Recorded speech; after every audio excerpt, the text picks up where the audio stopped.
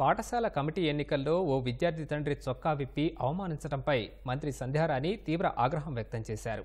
మన్యం జిల్లా మక్కువ మండలంలోని మోడల్ స్కూల్లో ఇటీవల జరిగిన పాఠశాల కమిటీ ఎన్నికల సమయంలో ఓ విద్యార్థి తండ్రిపై టీచర్స్ ప్రవర్తించిన తీరును ఆమె తప్పుపట్టారు.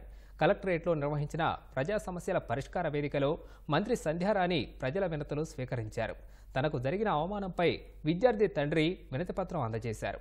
పసుపు చొక్కా వేసుకున్నారన్న సాకుతో గిరిజనుడిని 2 గంటల పాటు నిలబెట్టడం ఎంతవరకు సమంజసమని మంత్రి ప్రశ్నించారు.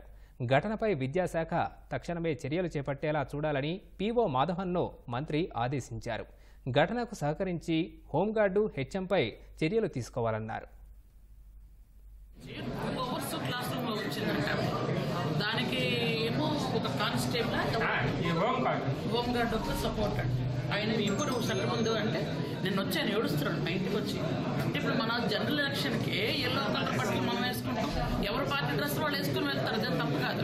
స్కూల్ ఎలక్షన్ ఆయన ఏమో మామూలుగా ఒక గోధుమ కలర్ షర్ట్ ఎల్లో షర్ట్ వేసుకుంటే అంతమందిలో షర్ట్ ఇప్పించి పక్కన పెట్టి అలా బేర్ బాడీతో 2 hours ఉంచారు. ఇది రైట్? ఇది ఇవ్వమ్మా, మీదేనా అప్లికేషన్ నేను ఇచ్చాడండి. నేను రేపు వెళ్తున్నాను. షర్ట్ ఇప్పించి 2 hours ఉంచడం ఏంటమ్మా అసలు? మీ వరకు రావడం కాదు, ఇది చూడాలి. తల్లిదండ్రులు చేతులు ఎత్తారు, దానికి ఒక అతన్ని 2 గంటలు షర్ట్ ఇప్పించి ఉంచడం ఏంటమ్మా టీచర్?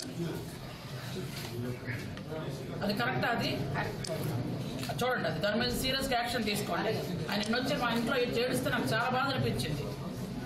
అతను హోంగార్డ్ గురించి కూడా మాట్లాడండి. హోంగార్డ్ పెట్టారు కదా, ఇది హోంగార్డ్ తినాలి. నేను కూడా చేస్తాను.